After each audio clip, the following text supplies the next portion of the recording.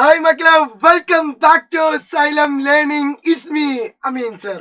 Yes, നിങ്ങളുടെ അവസാനത്തെ social science എക്സാമിനേഷനിലേക്ക് കടന്നിരിക്കുകയാണ്. നമ്മളിതാ ഇന്ന് വന്നിരിക്കുന്നു ഏറ്റവും പ്രധാനപ്പെട്ട ക്വസ്റ്റ്യൻസുമായിട്ടാണ് വന്നിരിക്കുന്നത്. മക്കളെ, ഒരു കാര്യം ഞാൻ ഉറപ്പ് പറയാണ്, നിങ്ങൾ ഈ വീഡിയോ ആദ്യം മുതൽ അവസാനം വരെ കാണുകയാണെങ്കിൽ ഉറപ്പാണ് ഇതിൽ നിന്നായിരിക്കും നാളത്തെ ക്വസ്റ്റ്യൻ പേപ്പറിൽ ചോദ്യങ്ങൾ കാണാൻ വേണ്ടി പോകുന്നത്. ചോദ്യങ്ങൾ മാത്രമല്ല, ചോദ്യങ്ങൾ എങ്ങനെയാണ് പഠിക്കേണ്ടത് കൂടിയാണ് ഈ ക്ലാസ്സിൽ നമ്മൾ ചർച്ച ചെയ്യാൻ വേണ്ടി പോകുന്നത്. സോ എല്ലാവരും ഇങ്ങോട്ടേക്ക് വെൽക്കം ചെയ്യുന്നു. മക്കളെ, നിങ്ങൾക്ക് ഈ വീഡിയോ ഇഷ്ടപ്പെടുകയാണെങ്കിൽ ഒന്ന് ലൈക്ക് ചെയ്യുക, മാത്രമല്ല ഷെയർ ചെയ്യാൻ എന്റെ മക്കൾ മറക്കരുത്. വീഡിയോ എങ്ങനെ ഉണ്ട് എന്ന് ചെയ്യുക, ഒന്ന് കമന്റ് ചെയ്യാനും എന്റെ മക്കള് മറക്കണ്ട. സോ നമ്മൾ തുടങ്ങുകയാണ്. ഏതൊക്കെയാണ് നമ്മളെ സോഷ്യൽ സയൻസിലെ ഏറ്റവും പ്രധാനപ്പെട്ട ക്വസ്റ്റ്യൻസ്? അതിൽ ഒന്നാമത്തെ ക്വസ്റ്റ്യനിലേക്ക് കടക്കുകയാണ്. എന്താണ് പൊതുഭരണത്തിന്റെ പ്രാധാന്യം? ചോദിക്കാൻ ചാൻസ് ഉള്ളതാണ്. നോക്കാണ്, പൊതുഭരണത്തിന്റെ പ്രാധാന്യം എന്താണ്? മക്കളെ, നിങ്ങൾ മനസ്സിലാക്കി വെക്കുക, പബ്ലിക് അഡ്മിനിസ്ട്രേഷന് നിങ്ങൾക്ക് ആകെ പബ്ലിക് എക്സാമിന് ആകെ പഠിക്കേണ്ടത് 3 ചോദ്യങ്ങളാണ്. ആ 3 ചോദ്യങ്ങൾ ഏതെങ്കിലും ഒന്നായിരിക്കും വരിക. അത് ഞാൻ എപ്പോൾ പറഞ്ഞുതരോ, ഇന്ന് 7:30 നമ്മളെ ലൈവ് ഉണ്ട്, 100% ഷുവർ ക്വസ്റ്റ്യൻ. അത് ഞാൻ ചർച്ച ചെയ്യുന്നതാണ്. സോ 7:30 എല്ലാ മക്കളും അവിടെ വരിക. സോ ഒന്നാമത്തെ ചോദ്യം നമ്മൾ നോക്കുകയാണ്. എന്താണ് പൊതുഭരണത്തിന്റെ പ്രാധാന്യം? ഇതാണ് പ്രധാനമായിട്ടുള്ള പോയിന്റ്. ഈ പോയിന്റ് അറിഞ്ഞാൽ മാത്രമല്ല, ഇത് കൃത്യമായിട്ട് നമ്മൾ മനസ്സിലേക്ക് വെക്കണം. സ്വാഭാവികമായിട്ട് ഇത് മനസ്സിലേക്ക് വെക്കാൻ വേണ്ടി ഞാനൊരു കഥ പറഞ്ഞുതരാണ്, അല്ലെങ്കിൽ ഒരു കാര്യം പറഞ്ഞുതരാണ്. നിങ്ങളുടെ നാട്ടിലേക്ക് ഒരു പാലം വേണം, അത് പൊതുഭരണം വേണം. പൊതുഭരണത്തിന് കീഴിലാണല്ലോ കാര്യങ്ങൾ നടക്കേണ്ടത്. അത് പൊതുഭരണത്തിന് കീഴിൽ ഒരു പാലം കൊണ്ടുവരെങ്കിൽ ആദ്യം നമ്മൾ എന്താ ചെയ്യുന്നറിയോ, ഈ പാലം ഉണ്ടാക്കാൻ MLA അടുത്ത് പോയിട്ട് എന്ത് ചെയ്യണം, ഒരു നയം രൂപീകരിക്കണം. അങ്ങനെ എന്ത് ചെയ്യും, ഈ പാലം എസ്റ്റാബ്ലിഷ് ചെയ്യും. പാലം എസ്റ്റാബ്ലിഷ് ചെയ്താൽ എന്ത് ഉറപ്പാക്കാൻ കഴിഞ്ഞു? ജനക്ഷേമം എന്ത് ചെയ്യാൻ കഴിഞ്ഞു? ഉറപ്പാക്കാൻ കഴിഞ്ഞു. അപ്പൊ എന്തുണ്ടാവും? ജനകീയ പ്രശ്നങ്ങൾക്ക് എന്ത് ചെയ്യാൻ കഴിയും? പരിഹാരം കാണാൻ കഴിയും. സ്വാഭാവികമായിട്ട് ഇതൊക്കെ കഴിഞ്ഞ എന്ത് ചെയ്യും? സാധനങ്ങളും സേവനങ്ങളൊക്കെ എന്ത് ചെയ്യുന്നു? പെട്ടെന്ന് എന്ത് ചെയ്യുന്നു? ലഭ്യമാക്കാൻ എന്ത് ചെയ്യുന്നു? കഴിയുന്നു. സാധനവും സേവനങ്ങളും ലഭ്യമാക്കാൻ കഴിയുന്നു. സോ ഈ ഒരു കഥയിൽ എന്ത് ചെയ്തു? ഈ മൊത്തം പോയിന്റ് പഠിച്ചു. അപ്പൊ നോക്കി, ഫസ്റ്റ് ഇതാണ് എന്ത് ചെയ്യുന്നു? ഗവൺമെന്റ് നയങ്ങൾ രൂപപ്പെടുത്തുന്നു, അതോടെ എന്ത് ചെയ്യുന്നു? ജനക്ഷേമം ഉറപ്പാക്കുന്നു, ജനകീയ പ്രശ്നങ്ങൾക്ക് പരിഹാരം കാണുന്നു, പ്രൊവൈഡ് ഗുഡ്സ് ആൻഡ് സർവീസ്, സാധനങ്ങളും സേവനങ്ങളും ലഭ്യമാകുന്നു. ഞാൻ ഇതിൽ എല്ലാ പോയിന്റ്സ് എടുത്ത് നിങ്ങൾ പറഞ്ഞു തന്നിട്ടുണ്ടോ? ഞാൻ എല്ലാ പോയിന്റ്സ് എടുത്തില്ല. ഇതിലെ ഏറ്റവും പ്രധാനപ്പെട്ട പോയിന്റ്സ് പോളിസി, അതേപോലെ വെൽഫെയർ, അതേപോലെ find the solution, provide goods and service. ആ പോയിന്റിലേക്ക് ബാക്കിയുള്ള പോയിന്റ് കണക്ട് ചെയ്താൽ ഈ പോയിന്റ്സ് മൊത്തം ചെയ്യാൻ കഴിയും, പഠിച്ചു കഴിയും. സോ അതേപോലെ തന്നെ നിങ്ങൾക്ക് ഏറ്റവും ബുദ്ധിമുട്ടുള്ള ചാപ്റ്റർ ആണ് 8ാമത്തെ ചാപ്റ്റർ, കേരള ടുവേർഡ്സ് മോഡേണിറ്റി. അത് നിങ്ങൾക്ക് ഒന്നെങ്കിൽ മാച്ച് ഓഫ് ഫോളോയിങ്ങോ അല്ലെങ്കിൽ ഇതേപോലെ ക്വസ്റ്റ്യൻ ആണ് സാധ്യമുള്ളത്. മോഡൽ എക്സാമിന് നിങ്ങൾക്ക് മാച്ച് ഓഫ് ഫോളോയിങ് ചോദിച്ചിട്ടുണ്ട്. ഈ എക്സാമിന്, പബ്ലിക് എക്സാമിന് ഞാൻ കാണുന്നു നിങ്ങൾക്ക് ഇങ്ങനത്തെ ഒരു ക്വസ്റ്റ്യൻ കാണാൻ ചാൻസ് കൂടുതലാണ്.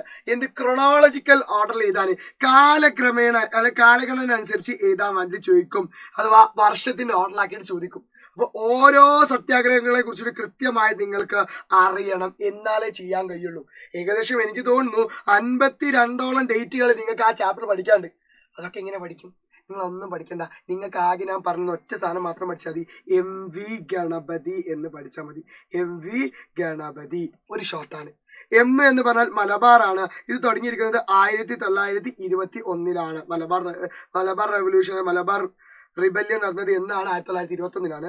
അടുത്ത വൈക്കം സത്യാഗ്രഹം ആണെങ്കിൽ 1924. ഗുരുവായൂരാണെങ്കിൽ 1931. നിവർത്തനാണെങ്കിൽ 1932. പുന്നപ്പനാണെങ്കിൽ 1946.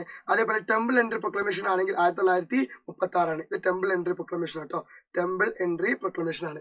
ഇത് മൊത്തം കാണാതെ ഇതിന് ഒന്നുകൂടി ഷോർട്ട് ആക്കുന്നുണ്ട്.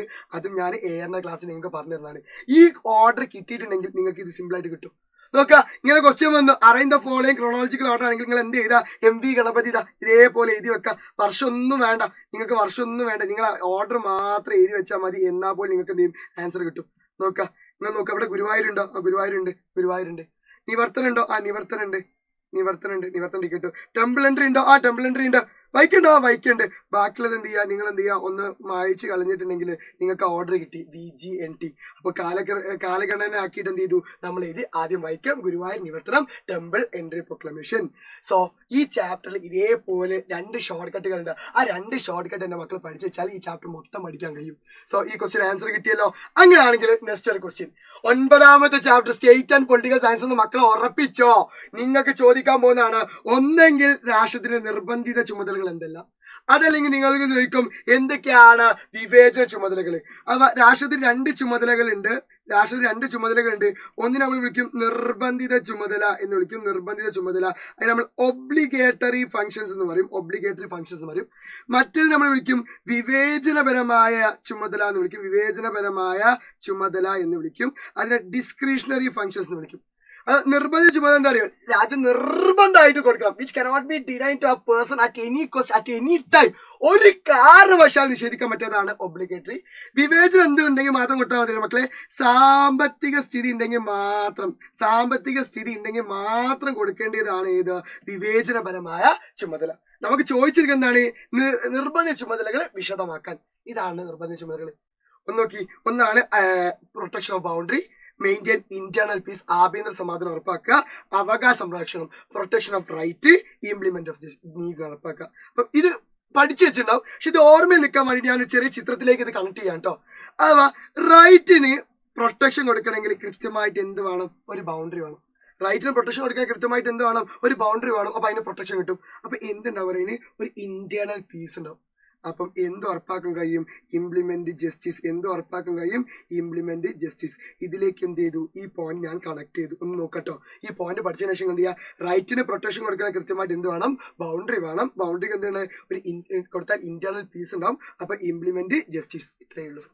മലയാളത്തിൽ എങ്ങനെയൊന്നല്ലേ, ഏർക്ക് വാടാ, ഞാൻ അവിടെ നിങ്ങൾ കൃത്യമായിട്ട് എന്ത് ചെയ്യും, അതും പറഞ്ഞുതരും. നിർബന്ധിതം പറഞ്ഞുതരും, ഡിസ്ക്രിപ്ഷനറി പറഞ്ഞുതരും. ക്വസ്റ്റ്യൻ കിട്ടിയിട്ടല്ല കാര്യം. ക്വസ്റ്റ്യനെ കൂടെ തന്നെ എങ്ങനെയാണ് അത് പഠിച്ച് മനസ്സിലാക്കി വെക്കേണ്ടത് പഠിച്ചാലേ സോഷ്യൽ സയൻസിന്റെ കാര്യമുള്ളൂ. അത് ഇന്ന് ഏർക്ക് ഞാൻ എന്ത് ചെയ്യും, മാറ്റിത്തരും. അപ്പൊ നമ്മൾ 3 ക്വസ്റ്റ്യൻ കഴിഞ്ഞു. നെക്സ്റ്റ് ക്വസ്റ്റ്യൻ, ഇന്ത്യയും ചൈനയും തമ്മിൽ ഒപ്പിട്ട പഞ്ചശീല തത്വങ്ങൾ ഏതെങ്കിലും 4 തത്വങ്ങൾ എഴുതുക.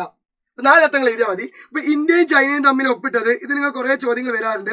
ഇന്ത്യയും ചൈനയും, ഇന്ത്യയിൽ ആരെ ഒപ്പിട്ട് വെച്ചിട്ടുണ്ടെങ്കിൽ നെഹ്റു ആണ് ഒപ്പിട്ടത്. അതേപോലെ ചൈനയിൽ ആരെ ചോദിച്ച് ഒരു മാർക്കും ചോദിക്കാറുണ്ട്, പഠിച്ചു വെക്കുക. ചൗ ഇൻ ലായ് ആണെന്ന് ഉണ്ടാക്കിയത് കേട്ടോ. ചൗ ഇൻ ലായ് ആണെന്ന് ചെയ്ത് ഒപ്പിട്ടത്. ഇവർ 2 പേരുടെയാണ് ഒപ്പിട്ടത്. എന്തൊക്കെയാണ് പഞ്ചശീലാത്തങ്ങളുടെ പോയിന്റ്സ്? ഒന്ന്, mutual respect for each other. അതേപോലെ മ്യൂച്വൽ നോൺ അഗ്രേഷൻ, പിന്നെ മ്യൂച്വൽ നോൺ ഇന്റർഫറൻസ്, ആഭ്യന്തര കാര്യങ്ങൾ പരസ്പരം ഇടപെടാതിരിക്കുക. Equality and cooperation with mutual benefit. And ഇതൊക്കെ ഉണ്ടെങ്കിൽ എന്ത് ചെയ്യും, പീസ്ഫുൾ കോ എക്സിസ്റ്റൻസ്. ഇതൊക്കെ ഉണ്ടെങ്കിൽ എന്തുണ്ടാവും, ഒരു പോയിന്റ് കൂടി കേട്ടോ, പീസ്ഫുൾ കോ എക്സിസ്റ്റൻസ് ഉണ്ടാവുന്ന കൂടി എന്ത് ചെയ്യുക, നിങ്ങൾ എഴുതുക. സമാധാനപരമായ സഹവർത്തിത്വം. ഈ പോയിന്റ് എന്റെ മക്കൾ കൃത്യമായിട്ട് പഠിച്ചേച്ച് വെക്കണം. ഈ പോയിന്റ് കൃത്യമായിട്ട് എന്റെ മക്കൾ പഠിച്ചാലേ കാര്യമുള്ളൂ. റെഡിയാണല്ലോ? പക്ഷെ ഞാൻ ഒരു കഥ പറയട്ടെ. ഇത് പഠിക്കാൻ വേണ്ടി ഒരു കഥ വേണം. ആലോചിച്ചാൽ മതി. നിങ്ങൾ ഒരു ഭാര്യയും ഭർത്താവാണ് ആലോചിക്കുക, അല്ലെങ്കിൽ നിങ്ങൾ അച്ഛനും അമ്മയും ആലോചിച്ചാൽ മതി. അവരെന്ത് ചെയ്യണം, മ്യൂച്വൽ റെസ്പെക്ട് ഈച്ച് വേണം, മ്യൂച്വൽ നോൺ അഗ്രേഷൻ ആണ്, പരസ്പരം ആക്രമിക്കരുത്, മ്യൂച്വൽ നോൺ ഇന്റർഫറൻസ് ആണ്, അവർ ആഭ്യന്തര കാര്യങ്ങളൊന്നും എന്ത് ചെയ്ത് രണ്ടാളും ഇടപെടരുത്. പിന്നെ രണ്ടാളും ഇത് എന്തെങ്കിലും ഈക്വാലിറ്റി ആൻഡ് കോപ്പറേഷൻ വേണം. രണ്ടാളും പരസ്പരം എന്ത് ചെയ്യണം, സമത്വത്തോടെ പരസ്പര സഹായത്തോടെ പുലർത്തണം. എന്നാൽ അവിടെ എന്തുണ്ടാവുള്ളൂ, ആഭ്യന്തര സമാധാനം ഉണ്ടാവുള്ളൂ. അങ്ങനെ ഏതിലൊക്കെ ഒന്ന് കണക്ട് ചെയ്താൽ മതി. എന്നാൽ എൻ്റെ മക്കൾക്ക് ഈ പോയിന്റ്സ് മൊത്തമായിട്ട് കൃത്യമായിട്ട് പഠിക്കാൻ കഴിയുന്നു. സോ നിങ്ങൾ ഒരിക്കലും പ്രതീക്ഷിക്കാത്ത ഇന്ത്യ ആഫ്റ്റർ ഇൻഡിപെൻഡൻസ് ചോദിക്കാൻ ചാൻസ് ഉള്ള 3 മാർക്കിന്റെ ചോദ്യം ഇതാ ഞാൻ ഇവിടെ തന്നിരിക്കുന്നു. ബഹിരാകാശ ഗവേഷണ മേഖലയിൽ സ്വതന്ത്ര ഇന്ത്യയുടെ ഏതെങ്കിലും 3 നേട്ടങ്ങൾ എന്ത് ചെയ്യാന് പട്ടികപ്പെടുത്താന്, അഥവാ സ്വതന്ത്ര ഇന്ത്യയിലെ 3 നേട്ടങ്ങൾ, സ്പേസിലുള്ള നേട്ടങ്ങൾ നോക്കാണ്. എന്തൊക്കെയാണ് സ്പേസിൽ വന്നത്? ആദ്യമായിട്ട് 1962 വിക്രം സാരാഭായാണ് Indian space research organisation start ചെയ്യുന്നത്. അതിന് തന്നെ പേര് Indian national committee for space research ആയിരുന്നു 1962.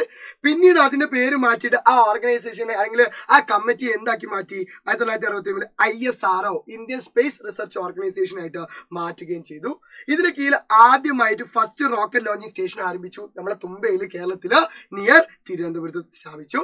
അവിടെ അതേപോലെ നമ്മുടെ ഫസ്റ്റ് സാറ്റലൈറ്റ് ആണ് 1975 പുറപ്പെട്ടു, അല്ലെങ്കിൽ 1975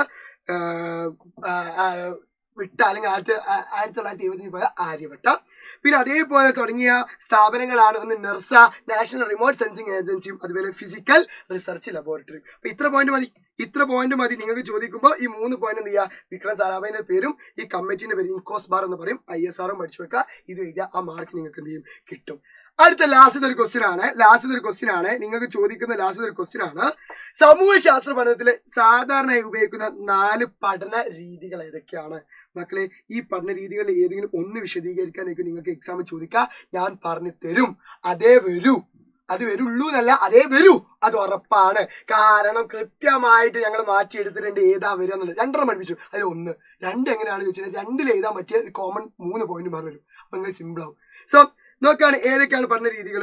1 സോഷ്യൽ സർവേ ഉണ്ട്, ഇന്റർവ്യൂ ഉണ്ട്, ഒബ്സർവേഷൻ ഉണ്ട്, കേസ് സ്റ്റഡി ഉണ്ട്. ഇതൊക്കെയാണ് അതിൽ ഉൾപ്പെടുത്തത്. ഇതിൽ ഏറ്റവും ഇമ്പോർട്ടന്റ് ഏതാണെന്ന് ഞാൻ ഇന്ന് എയറിന്റെ ലൈവില് ഞാൻ കൃത്യമായിട്ട് നിങ്ങൾക്ക് ഞാൻ പറഞ്ഞുതരും.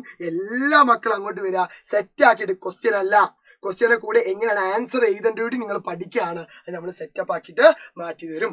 സോ വീഡിയോ ഇഷ്ടപ്പെട്ടിട്ടുണ്ടെങ്കിൽ എൻ്റെ മക്കൾ എന്തായാലും എന്ത് ചെയ്യണം, കമന്റ് ചെയ്യണം.